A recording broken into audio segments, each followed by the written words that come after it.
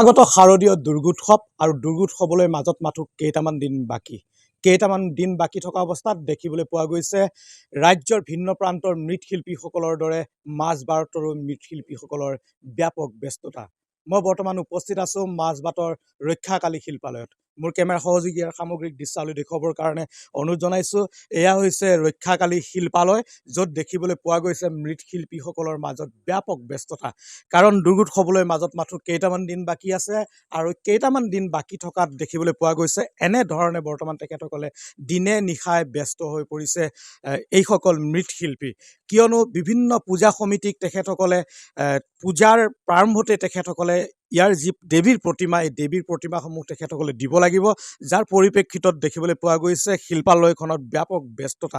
এইগৰাকী শিল্পী, মোৰ কেমেৰা সহযোগ দেখুৱাবৰ কাৰণে অনুৰোধ জনাইছোঁ, বিগত প্ৰায় 55টা বছৰ ধৰি মৃৎশিল্পৰ সৈতে জড়িত হৈ আছে আৰু তেখেতে 11 বছৰ বয়সৰ পৰাই এই শিল্পৰ সৈতে জড়িত হৈ আছে আৰু তেখেতৰ সুনিপুণ হাতৰ পৰশত দেখিবলৈ পোৱা গৈছে দেৱী মাৰ প্ৰতিমাৰ এক সুন্দৰ প্ৰতিচ্ছবি আমি প্ৰতিফলিত হৈ থকা দেখিবলৈ পোৱা গৈছে। মই পোনচাইতে তেখেতৰ সৈতে কথা পাতিব বিচাৰিম।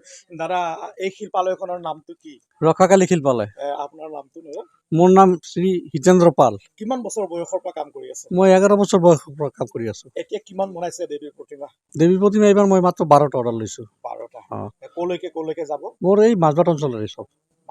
মাজবাট, লামাবাৰী, ধানচিৰি বাগান, নিজৰঙা পানী, খুচৰাবাৰী, আমাৰ এই মাজবাটৰ অঞ্চলৰ গোটেইকেইটা মই। কিমান টকাৰ মূল্যৰ পৰা আৰম্ভ হ'ব? মোৰ ইয়াতে যোৱা বছৰ নিচিনাই আছে।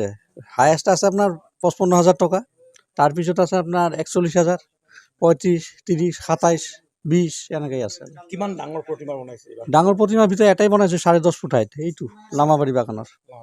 অঁ, দেখিবলৈ পোৱা গৈছে বজাৰত প্ৰত্যেকবিধ সামগ্ৰীৰে মূল্য বৃদ্ধি হৈছে, প্ৰভাৱ পৰিব নেকি? এইটো যোৱা বছৰৰ হিচাপত মোটামুটি এইবাৰ ঠিকেই আছে, বেয়া নহয়।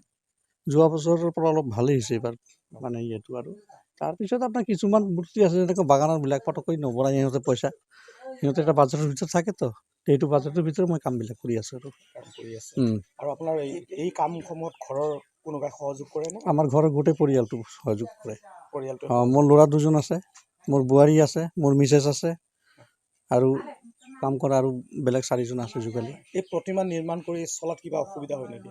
নাই, যেনে তেনে চলি আছোঁ, ইমান এটা নহয় আৰু কাম কৰোঁ, খাওঁ, এইখিনি আৰু খুব এটা ডেভেলপমেণ্ট নহয় আৰু ইয়াত।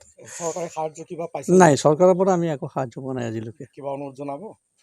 চৰকাৰৰ পৰাতো মই যোৱা বছৰো জনাইছোঁ, চৰকাৰৰ পৰা কিবা সাহায্য দিলেতো আমি কামটো আৰু অলপ ভাল কৰিব পাৰোঁ। আমাৰ জাগা খুব ঠেক, জাগাৰ কাৰণে মই মূৰ্তি বেছি বনাব নোৱাৰোঁ। ইয়াতে 18-19টা পূজা হয় মাজবাট অঞ্চলত, কিন্তু মইতো মাত্ৰ 10টা-11টাই বনাওঁ, মোৰ জাগাৰো খুব কম। চৰকাৰৰ পৰা কিবা সাহায্য দিলে মই অলপ জাগা লৈ তেতিয়াহ'লে কামটো আৰু ভাল কৰিব পাৰিলোঁ হয় আৰু বেছি মূৰ্তি বনাব পাৰিলোঁ হয়।